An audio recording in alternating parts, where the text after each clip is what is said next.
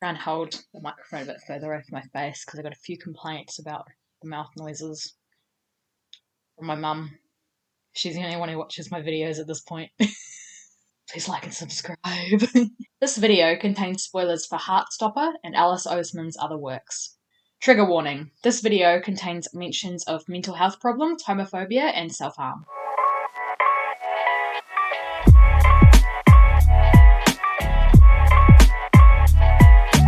I've been a fan of Alice Oseman's work since 2016, when I decided to pick up Radio Silence. Radio Silence is an amazing book about friendship and coming of age. I was really impressed by the author's straightforward and direct writing style. It was extremely easy to read, and the characters, which were likeable and relatable. Radio Silence is about a quickly formed friendship between Francis and Aled, who meet during their last days of high school, immediately bond over the fact that Aled is the creator of Francis's favourite podcast, and support each other while they navigate their first year of adulthood. It's a solid 5-star read and still one of my favourite books to this day. But this is not a video about Radio Silence. In 2018, I finally got around to reading the only other full-length novel Oseman had published at the time. Solitaire. Solitaire is about the quickly formed friendship between Tori and Michael, who meet in their penultimate year of high school and bond over investigating a group of prankster hackers whose schemes go from annoying to actually dangerous over the course of the year. Even though this book isn't objectively as good as Radio Silence, I found it even more impactful, because I too was in my penultimate year of high school when I read it, and like Tori, I too was struggling a lot with my mental health and my friendships seeming to fall apart right in front of my eyes. I was also very invested in the friendship/relationship between Tori and Michael. However, most other readers of this book were much more invested in the relationship between Tori's brother Charlie and his boyfriend Nick.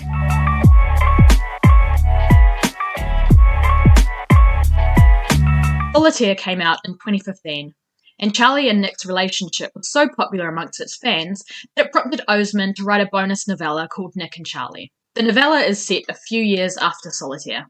Nick has just finished high school and is planning on going to university in another town, while Charlie still has a year left at high school. The plot is pretty basic. They are upset about going long distance, they get in a fight about it, and then they don't communicate for weeks, until they finally talk about their feelings and make up. Fans loved Nick and Charlie, but it still wasn't enough.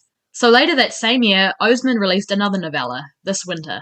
This Winter is set before the events of Solitaire, and follows the perspectives of Tori, Charlie, and their younger brother Oliver on Christmas Day, although it is primarily about Charlie and Nick.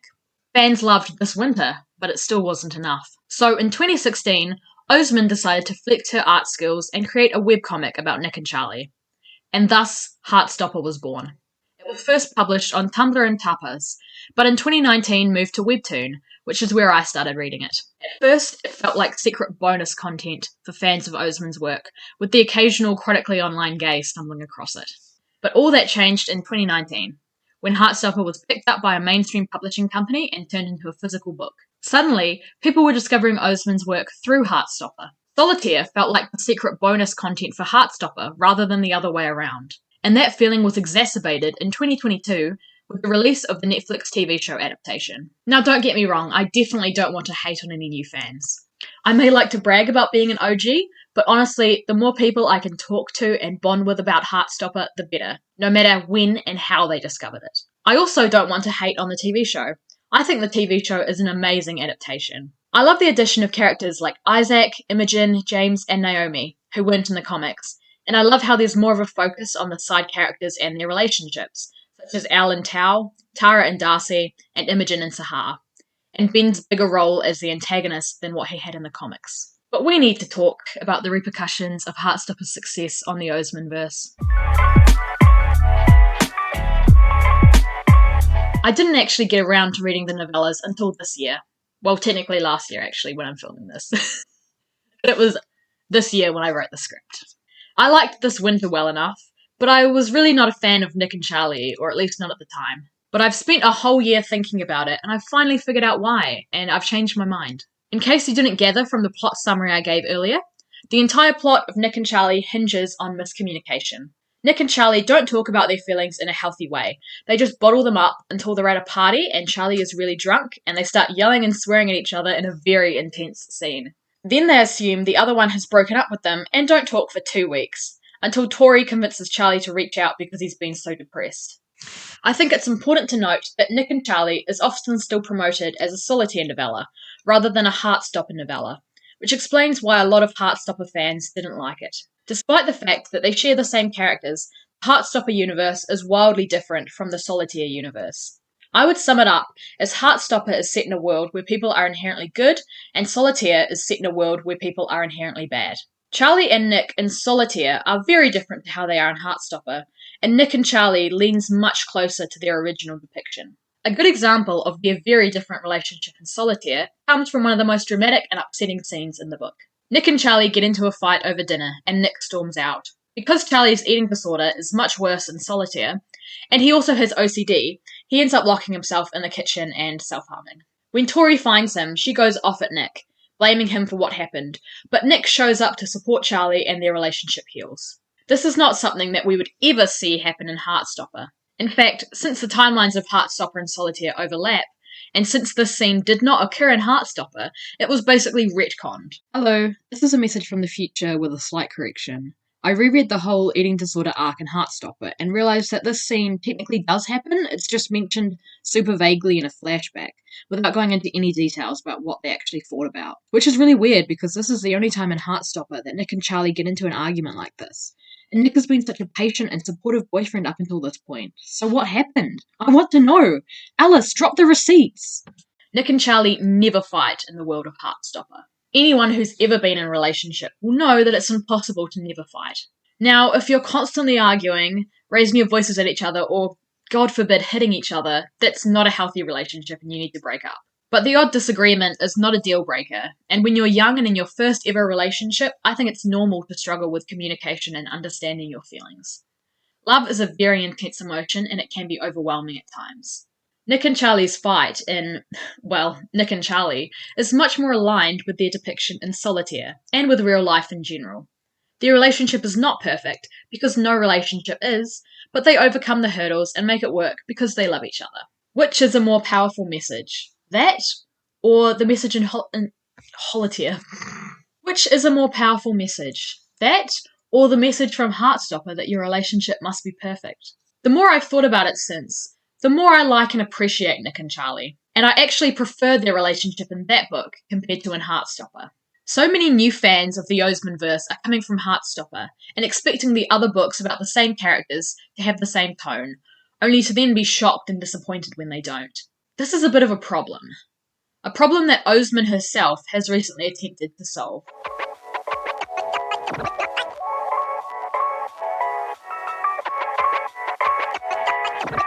All authors would agree that rereading the stuff you wrote as a teenager is cringe and embarrassing. It would be even worse if the stuff you wrote as a teenager actually got published, as in Alice Oseman's case, since Solitaire was published when they were only 19.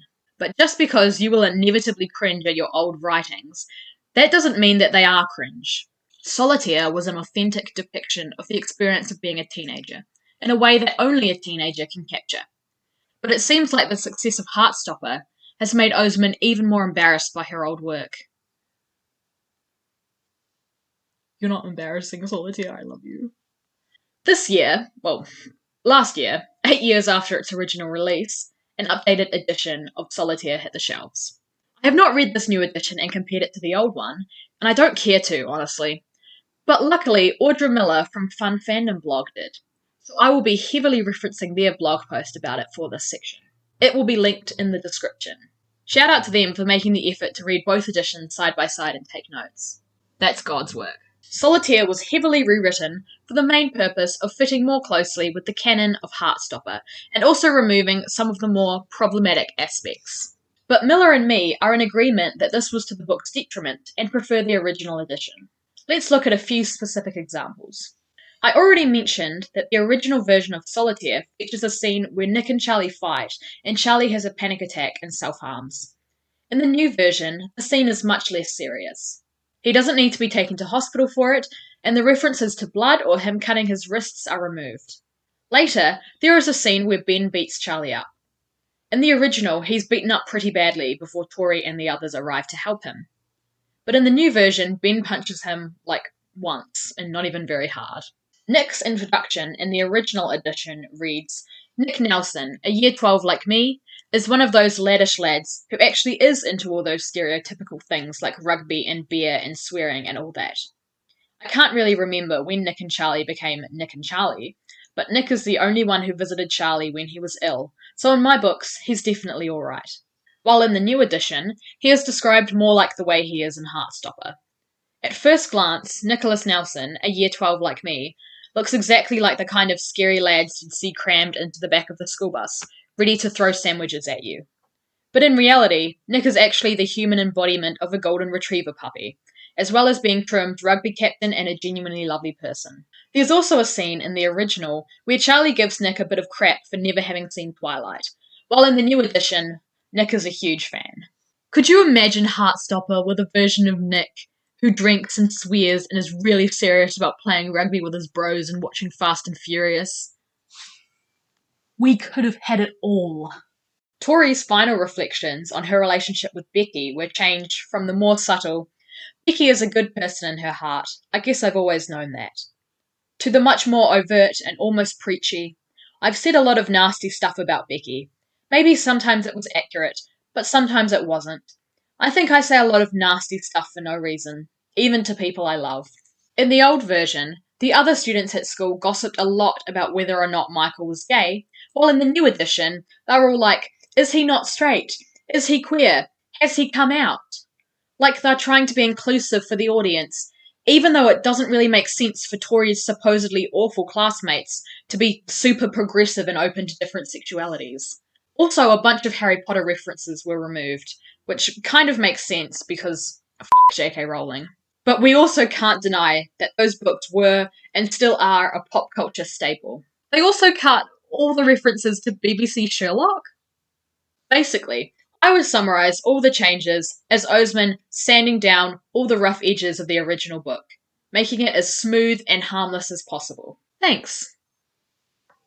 I hate it. I loved how raw and edgy the original Heartstopper was. I will admit, the mental health representation in the first edition wasn't perfect. Sometimes it felt a little My Immortal-esque, like, me and JK felt sad, so we slit our wrists sort of vibe. But that doesn't mean that the mental health representation in Heartstopper and the new edition, which is very, Charlie felt sad, so he went away to the special hospital and now he's happy again, is any better. I was in my first year of high school in 2015. And I remember very distinctly how messy my friends were. I was the odd one out because I never self-harmed, and I felt almost a social pressure to do it just so I could fit in with my friends and their lunchtime discussions about which sharp tools were best for cutting with. And then they would talk behind each other's backs about how the others were just cutting for attention. It was wild. But that's just what 2015 was like. And Oseman was a teenager back in that era who used Tumblr. So she gets it. It's painfully authentic and realistic, even if it is problematic. And I'm so sad that it got taken away. A lot of changes were made to Tori's characterization and her inner monologue, which Miller believes is Oseman's response to people mistakenly thinking that Tori was some sort of self-insert and Oseman thinks the same way as her. Because some people have poor media literacy skills. Personally, I love it when characters are deeply flawed and have to learn and grow over the course of the story. You know who one of my favourite female characters is? Hold up, I'll just get the book. Hester Shaw from Mortal Engines. Why? Because she's a terrible person. She's flawed in a way that a lot of female characters aren't allowed to be flawed. And that's why I liked Tori too. She thinks some really horrible things about people and about the world at first, and then changes her perspective over the course of the story. I never at any point thought that Oseman believed any of those things herself. But in the new edition, a lot of the more horrible things Tori thinks are removed. And those that are kept are over-explained so that we know for certain that Oseman doesn't believe or condone her opinions. I'm going to directly quote Miller here, because they wrote a fantastic analysis about how the changes to Charlie's mental health and the sanitized mental health representation in the new edition in general weakens the message of the story. Charlie was my favourite part of Solitaire when I read it. I had never read about someone so mentally unwell who was still so worthy of love and support. Charlie has a sister who loves him and a boyfriend who adores him, and he isn't okay. He has compulsions and an eating disorder and self-hatred, but he is still so kind and whole, and people love him for who he is. They are there for him, to help him, and they want him to get better, but they still love him for who he is now. He's not unlovable because he doesn't always love himself or because he hasn't patched his broken pieces back together yet. He has only just started. He can have a good life and still be depressed. He can be a complicated, well-rounded character who isn't defined either by his romantic relationship or by his mental illness. There's so much more nuance there than when he's pretty much okay. I'm going to repeat what I said earlier. Heartstopper is set in a world where people are inherently good, and Solitaire is set in a world where people are inherently bad. Solitaire just does not work in Heartstopper's world. It doesn't make sense for Tori to be angry and depressed in a world with so much kindness. If anything, it just makes her look bad, and no amount of language softening can fix that. On Alice Oseman's website, in the description for Solitaire, it says, "Please note that Solitaire may not be suitable for all readers who have enjoyed Heartstopper." I think that says it all. So now the question is, should Heartstopper be set in Solitaire's world instead?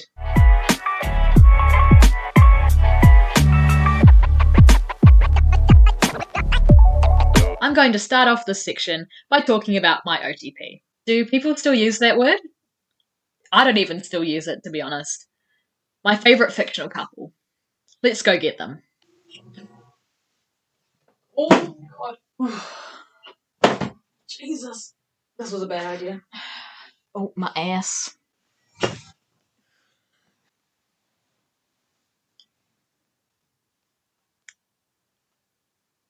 Am I a booktuber? Ronan Lynch and Adam Parrish. All you Raven Cycle girlies, you get it, don't you?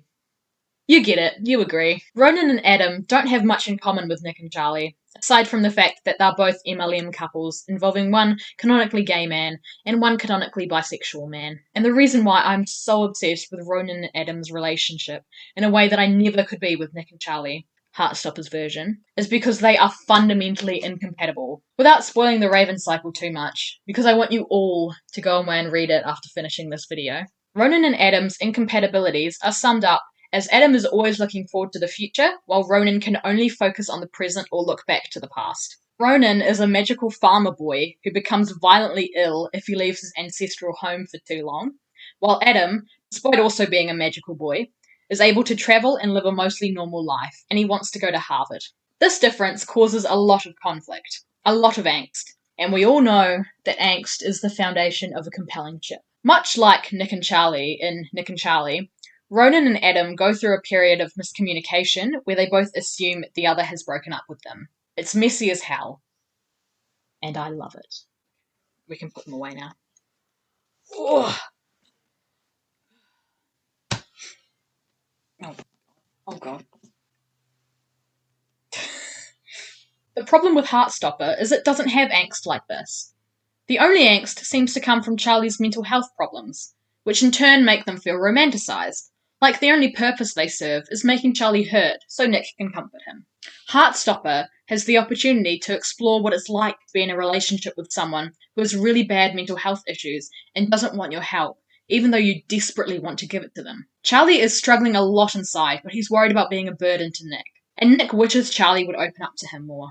That could be a really interesting point of conflict, with Nick slowly becoming frustrated about Charlie not letting him in on his issues, or becoming overwhelmed with having to emotionally support Charlie all the time because he refuses to seek professional help. But Heartstopper shies away from it in favour of having Nick be a supportive and caring boyfriend all the time. Let Nick get mad! The main plot of Season 2 of Heartstopper centres around Nick trying to find the courage to come out. The whole time, Charlie is so patient and supportive. And let me tell you, I would not be like that. I would be like, "Oh, so you don't want people to know about me because you're ashamed that we're dating, is that it?"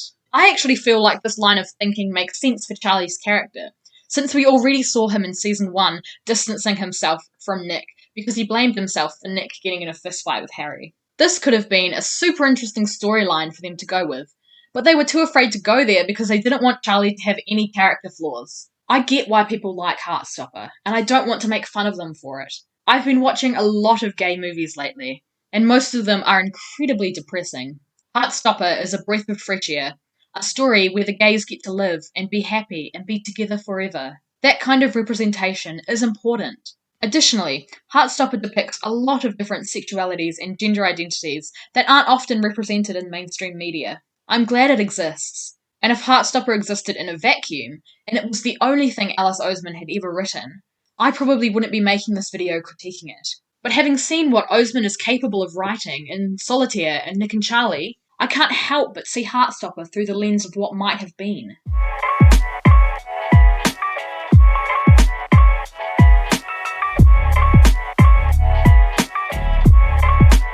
I am extremely concerned about the Solitaire revisions. Currently, you are still able to purchase the original editions, at least in the UK, but I'm sure that soon enough Oseman will replace them all with the rewrite, and the original edition will basically become lost media. Which especially sucks, because not only is the original edition the better version, it's actually the good version of the story. Based on Audra Miller's review, the new edition sounds honestly soft and pathetic. It's censored to the point where it's completely lost the soul of the original story. The new version doesn't stand on its own. I worry that the Solitaire rewrites mean that the Osemanverse is going to lose its edge going forward. Oseman's most recent full-length novel, Loveless, came out in 2020, and I absolutely loved it. Much like Oseman's other novels, it features a main character who can be mean, judgmental, and abrasive at times, and it depicts figuring out your sexuality as a messy and non-linear process. While I felt seen by this book in a way I've never felt before, a lot of people found it problematic. I hope Oseman listens to all the positive reviews and ignores the critiques, but knowing her desire to please everyone, she is probably not going to write a book like this again. And that makes me sad. I think all this speaks to a wider issue with media literacy. Some people don't seem to understand that sometimes authors write about things that they don't actually believe in, or sometimes actors play characters who aren't good people. And that makes things interesting. Art, media, literature, it's all meant to challenge people. I think some people struggle to accept that some pieces of media aren't made for them, and instead go to Twitter or some other hell site on this godless internet to rant about how problematic everything is. I have seen some incredibly bad, ignorant, chronically online takes lately. I just made a whole video about an author who was cancelled for writing about slavery. Some authors do objectively suck, don't get me wrong, but the ones who don't objectively suck should feel comfortable writing about complex and controversial topics. Oh, and also, some objectively sucky authors have written really good books. I think we as consumers just need to reflect on the things we consume a bit more before we get mad about them. Because being angry all the time is really bad for your blood pressure. And for authors like Alice Oseman, please don't be afraid to tell bold and risky stories. Don't be afraid to give your characters flaws and make their relationships messy. I read Radio Silence at the perfect time in my life, and it made me feel seen. I read Solitaire at the perfect time in my life, and it made me feel seen. And I read Loveless at the perfect time in my life, and it made me feel seen. Oseman's work has always felt authentic and relatable to me in a way that nothing else has. Don't sand down your rough, raw edges just because a few people got cut.